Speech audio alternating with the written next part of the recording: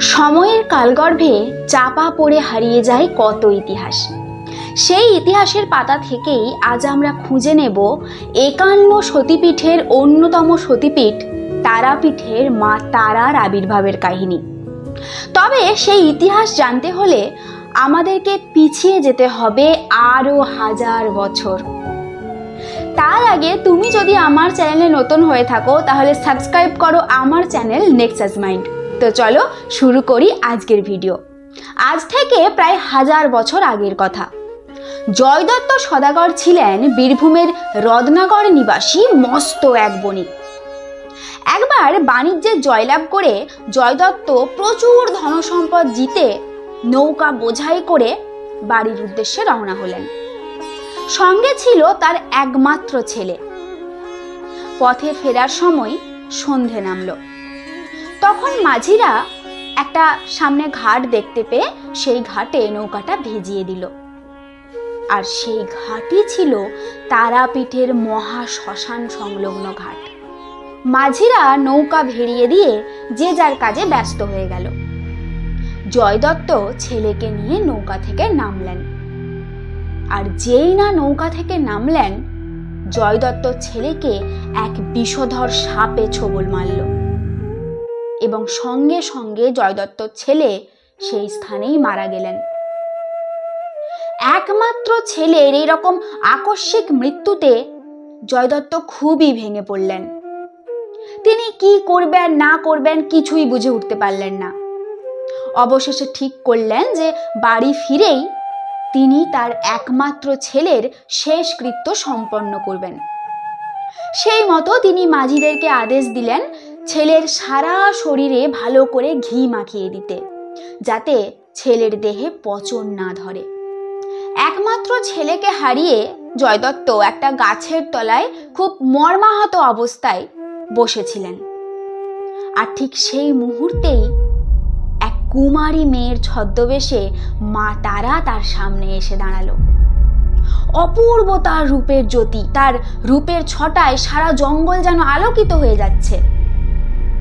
সেই কুমারী মেয়ে জয়দত্তের সামনে এসে দাঁড়িয়ে তাকে বলল, ও বাছা, তুমি নৌকায় করে এত কিছু কি নিয়ে যাচ্ছ গো? একেই ছেলেকে হারিয়ে জয়দত্তের মন মাথা তখন বিগড়ে আছে। তাই অত্যন্ত বিরক্তের সঙ্গে অনিচ্ছার সত্ত্বেও সে জবাব দিল, ছাই আছে নৌকোতে। সেই কুমারী মেয়ে আর কোনো উত্তর না করে আচ্ছা বলে ঘাড় নেড়ে সেখান থেকে চলে গেল। আর অদ্ভুতভাবে কিছুক্ষণ পরেই জয়দত্ত দেখলেন তার নৌকার সমস্ত ধনসম্পত্তি সত্যি সত্যি ছায়ে পরিণত হয়ে গেছে। একেই তিনি পুত্র শোকে কাতর, তার উপর এত পরিশ্রম করে অর্জন করা ধন সম্পদ ছায়ে পরিণত হতে দেখে তিনি আর মাথা ঠিক রাখতে পারলেন না। তিনি সারা রাত কপাল চাপড়ে হাউ হাউ করে কাঁদতে লাগলেন। পরের দিন সকালের ঘটনা। মাঝিরা তোড়জোড় শুরু করে দিয়েছে। সকাল সকাল একটু রান্না করে খাওয়া দাওয়া সেরেই বাড়ির উদ্দেশ্যে মৃতদেহ নিয়ে যাত্রা করতে হবে। একটা শোল মাছ কেটে মাঝিরা পাশেই একটা কুণ্ডে সেই শোল মাছটা ধুতে গেল। যেই না সেই কাটা শোল মাছ কুণ্ডের জলে স্পর্শ করালো, অবাক কাণ্ড, সেই শোল মাছ জ্যান্ত হয়ে হুশ করে সেই কুণ্ডের জলে ডুবে গেল। মাঝিরা তো একেবারে থ বনে গেল।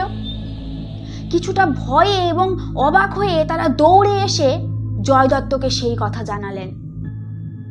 সমস্ত কিছু ঘটনা শুনে জয়দত্তের তখন সেই আগের রাতের কাহিনী মনে পড়ে গেল।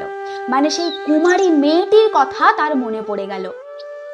তিনি বুঝতে পারলেন ওই কুমারী মেয়েটি আসলে কোনো দেবী ছদ্মবেশে তার কাছে এসেছিলেন।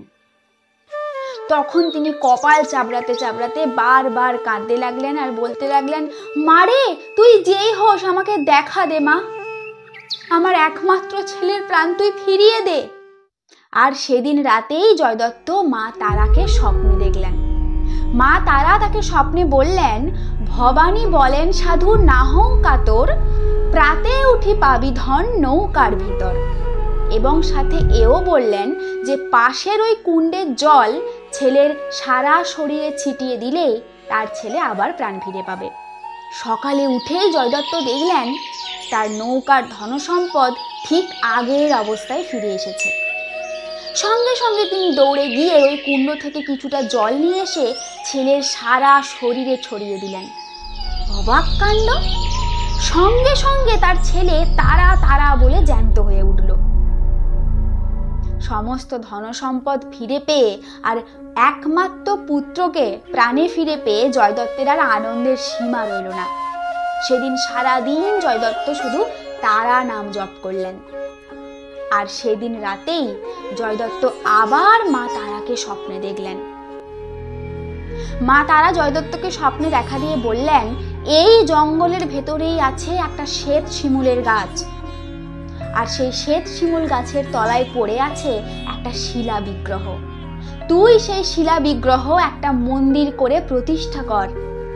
আমি হলাম উগ্রতারা, এই মন্দিরেই আমার বসবাস। পরের দিন সকালেই জয়দত্ত সেই মাঝিদেরকে নিয়ে সারা জঙ্গল তন্ন তন্ন করে খুঁজে সেই শ্বেত শিমুল গাছ পেলেন, আর দেখলেন তার তলাতেই পড়ে আছে সেই শিলা বিগ্রহ। আর তার থেকে কিছুটা দূরেই পড়ে আছে বাবা চন্দ্রচূড়ের মূর্তি। সেই পবিত্র কুণ্ডের পাশেই জয়দত্ত নির্মাণ করলেন এক মন্দির, আর প্রতিষ্ঠা করলেন সেই শিলা বিগ্রহকে, আর পাশেই রাখলেন বাবা চন্দ্রচূড়কে। এভাবেই প্রতিষ্ঠিত হলো মা তারার মন্দির। তৈরি হলো এক ইতিহাস, তৈরি হলো এক সিদ্ধপীঠ। তবে বলা হয় এই জায়গায় মা তারার বসবাস আরো অনেক আগে থেকে। সেটা একটা আলাদা গল্প।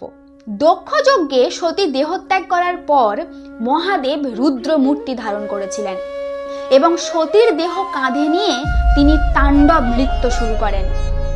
তাকে যখন কোনোভাবেই শান্ত করা যাচ্ছিল না, তখন নারায়ণ তার সুদর্শন চক্রের দ্বারা সতীর দেহকে 51টি খণ্ডে বিভক্ত করে দেন। সেই 51টি খণ্ড যেই যেই জায়গায় পড়েছিল সেখানেই গড়ে ওঠে এক একটি সতীপীঠ।